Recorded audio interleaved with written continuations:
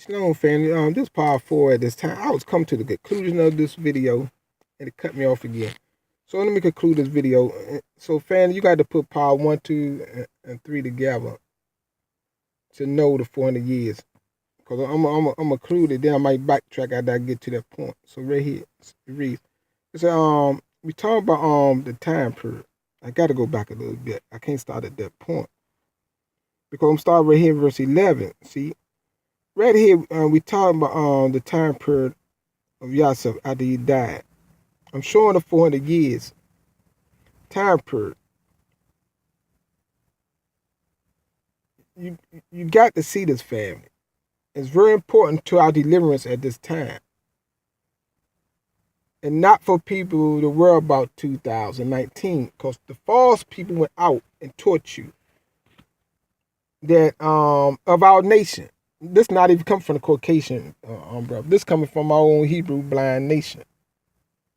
They're telling you to look to Jamestown, Virginia, 1619 to 2019, and that can fulfill Genesis chapter 15, verse 1 to 16. That's further from the truth, brothers and sisters.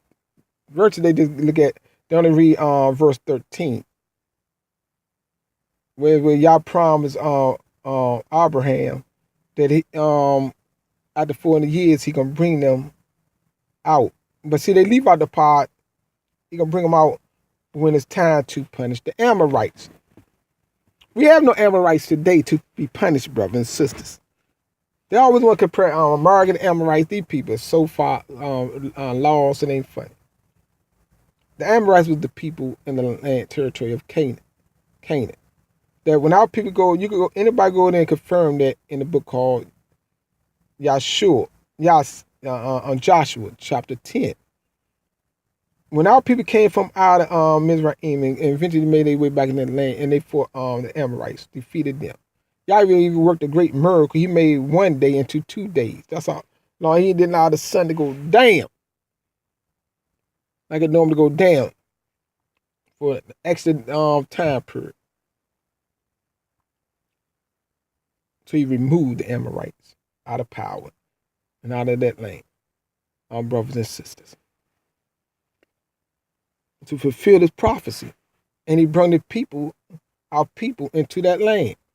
And we took possessions of that land. And became our inheritance that Yah promised Abraham.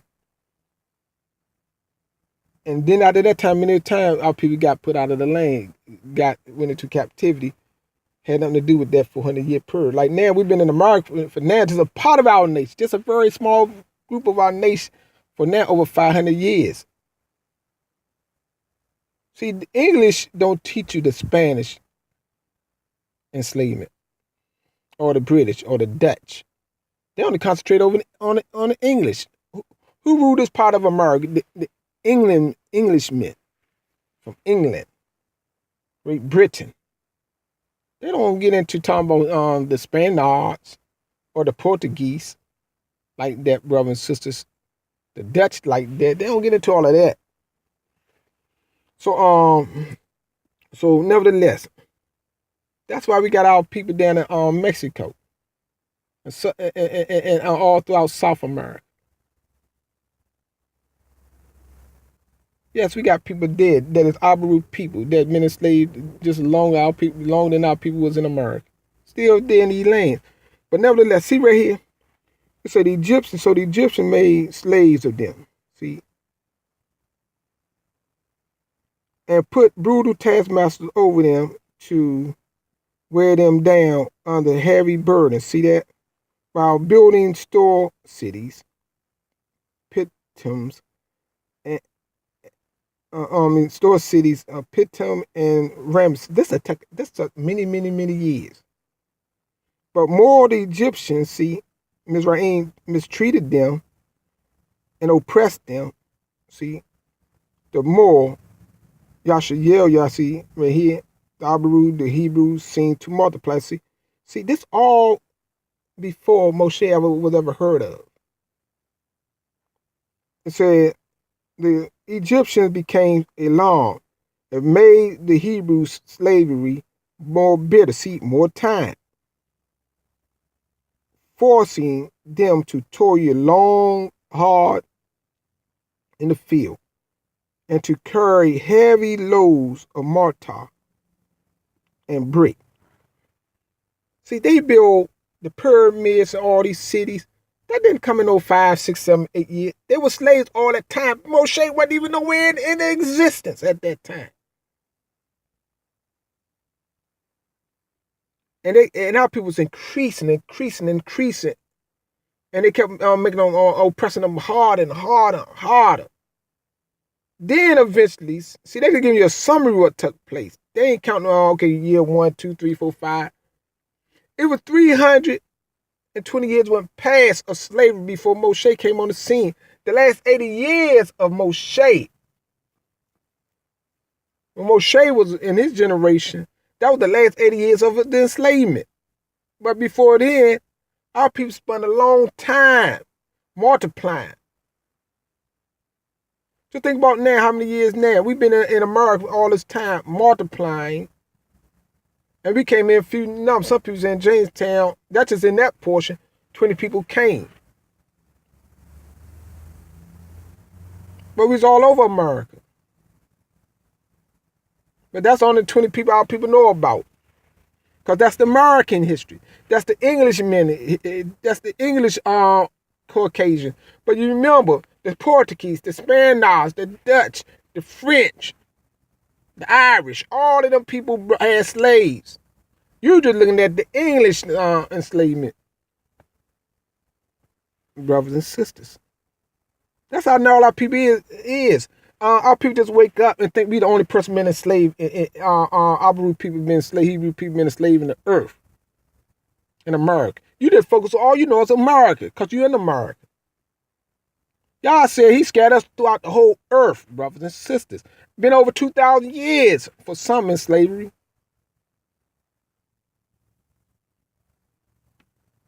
So you know that got nothing to do with a 400-year slavery of a group of people, brothers and sisters. That's further from the truth. These people is a liar. The truth ain't in you. In one body of land. So it's right here, brothers and sisters. Because that whole prophecy was about Abraham trying to get in the land for the first time. We never had a land during the Abraham time. It wasn't our possession, the prominent. Not until the time of Moshe. Then Yahshua ben Nun led them into the land to capture that land. And one of the groups they defeated and punished were the Amorites by the will of Yah to fulfill that prophecy of Yah. So right here, see, it said Pharaoh, the king of Mizraim, instructed the Hebrew midwives, and their names were Sapora and Pua, to kill all the Hebrews boys as soon as they were born, but let the girls live.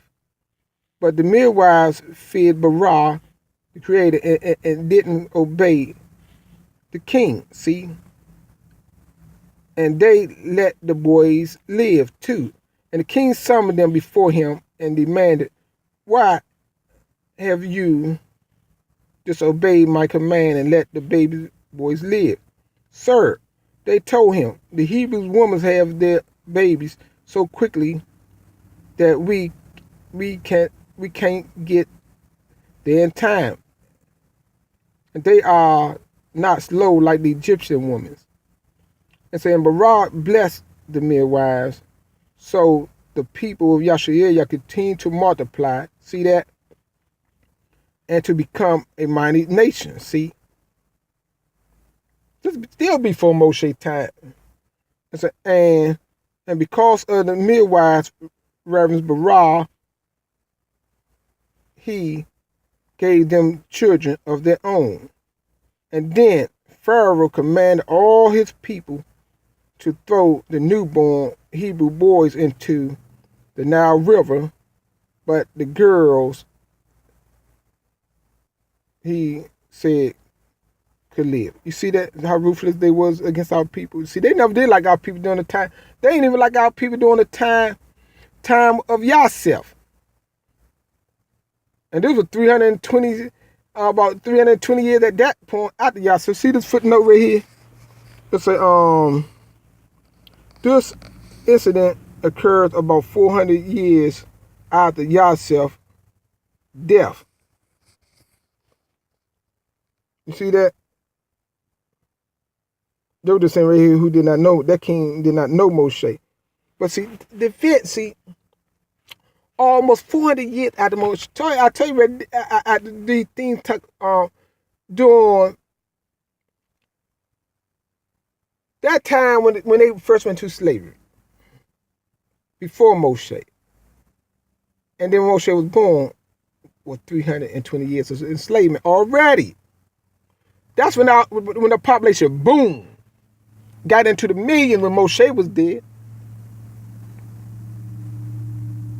They filled up the whole land of Goshen. They say Moshe didn't, Yahseph didn't die, then Moshe pulled on the scene like a lot of people think. Like people read it, they read it so fast. You know, you read verse chapter 1, then you read chapter 2. People in their mind, I used to think that, you know, it's piercing like it took 2 or 3 years that Moshe jumped on the scene.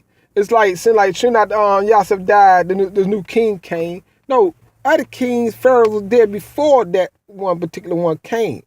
That wasn't even aware of Yahseph. So let me finish right here. It said let me see. It says, sir. No, I'll get into the point.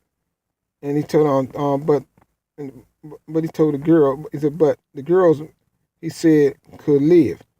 2. It said there were at this time a Hebrew fellow and girl of the tribe of Levi who married and had a family, and a baby son was born to him. When the baby's mother saw that he was an unusual, beautiful boy, she hid him at home there for 3 moons, 3 months, but it's 3 moons. And then when she could no longer hide him, she made a little boat from a papyrus reeds and waterproofed it with tar, put the baby in it, and laid it among the reeds along the river edge. See, and the baby sister watched from a distance to see what would occur to him. See, brother said that's when Moshe was born at that time period. But that's after all the other events. They built cities, storehouses, pyramids for the pharaohs, kings, and multiplied into the millions, bro, before Moshe ever came. That took 320, and the whole time they did all of that in slavery before Moshe. This is what everybody overlooked. You got to go there, carefully read it, slow down, and you will see you ain't building all these cities and storehouses in 6 months and 5 months and 2 years and multiplying into the millions in 50 years, brothers and sisters. That time period took 320 years to master all of this. Today, people still don't know how they build a pyramid. One pyramid. Them heavy stones and this, and you think they push them stones like that overnight? And all the things they build up in Mizraim, a lot of stuff probably tore down there that they built. They built cities. Hard labor. Remember, they said they made it harder and harder and harder. What do you think in America do? They make it work harder and harder. But our people still don't have the heart like Moshe. I'm about to say not Moshe, but they don't have the heart like Yahseph. They don't have a mind like Yahseph and our ancestor Yaaqob to want to return to the promised land. I hear people and heard people say, I was born in America and I'm going to die in America. You got no heart. Heartless. They become greed, blind, selfish. Where they've been blind, so they never came unblind. Anybody with a statement like that, they're knowing your ancestors when they came here. Your people came here, they didn't want to be in America. They didn't know nothing about America. Foreign land to us. I hate it. Some of them dreamed, the ones that had hot every moment, they wanted to escape. But they was in the land and didn't know where, the ones that didn't know where the ocean, they didn't know where to escape. They wanted to escape, but they said, hey, I don't know which way to turn to. They had you all trapped in. Like American now, they we on the sea, we on their own jack for real, but by force they run, they control it by force. They don't own it, but they control it by force. Why you think they got the military, they got police everywhere I look around here, where I'm at now, in the territory now, in this country town, police everywhere.